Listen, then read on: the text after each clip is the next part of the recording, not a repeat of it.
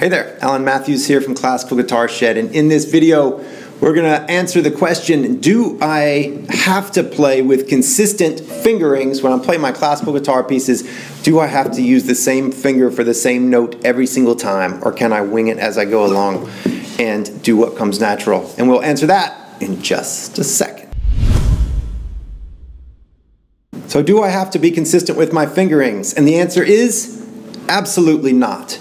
You are a grown-up and no one can tell you what to do. So if you want to use a different finger every time you play something, then by golly, you can do it. However, if you would like to learn pieces more quickly, memorize so that it actually sticks in your memory and you play it 6 months later and it's still there, and get things up to a higher level quicker, then, and also be more confident in your performances as well, and have more consistent performances so that when you play it, it sounds good and you don't make as many mistakes.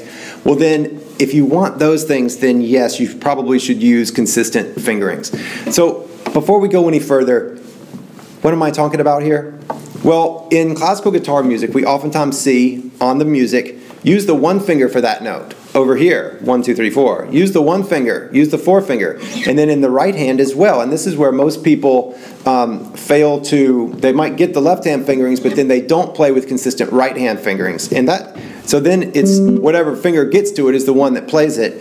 Whereas the music might say, use your middle finger for this note, and use your index finger for this note. But then in the moment, we might say, we might not even think about it. Like, this hand is just doing something and the note comes out, so that's good enough.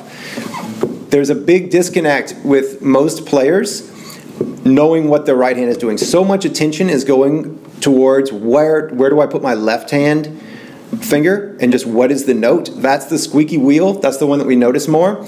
So then oftentimes we're not even aware of the right hand. And so it takes a lot more practice to be consistent with the right hand. I highly recommend learning the right hand by itself, not for the entire piece at one time, but just for each little snippet as you learn just a few measures or just a little bit at a time. Then also play it just right hand by itself so that you know exactly what finger is going to play what note, and then put them together. So just a little tip there on learning tunes. So as you're going then, when you're performing in front of people, then just play the piece. And if you double tap, if you use the same finger twice, you know, or something like that, which is a little bit of a no-no on fast passages anyway, with classical guitar music, then it's okay. Just get through it. If you're in front of people, then just play it to the best of your ability. Don't nitpick on this type of stuff. But in practice, then that's the time to be very intentional, be very consistent, choose a way to do it. It's just like having a field of grass and you want to make a trail through there and you want it to be a nice trail to get from A to B.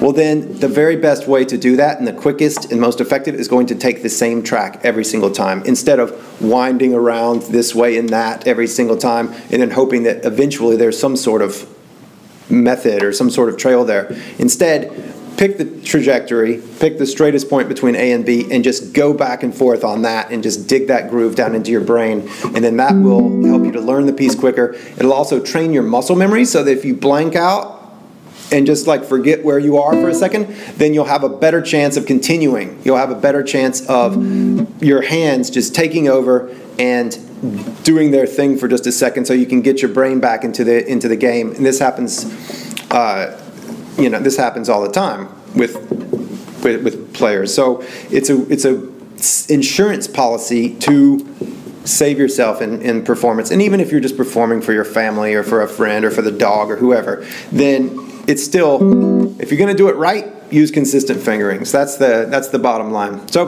hope this has helped.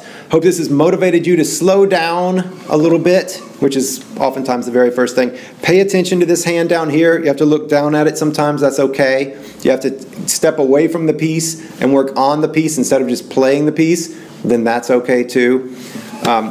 Whatever you have to do so that you can be consistent. Also, last point, you don't have to go back and change pieces that you've already learned.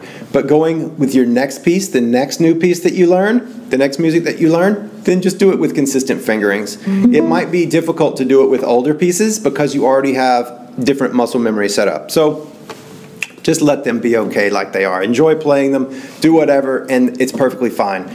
Going forward, use consistent fingerings. All right, have fun with that. I'll talk to you soon. Please subscribe if you haven't.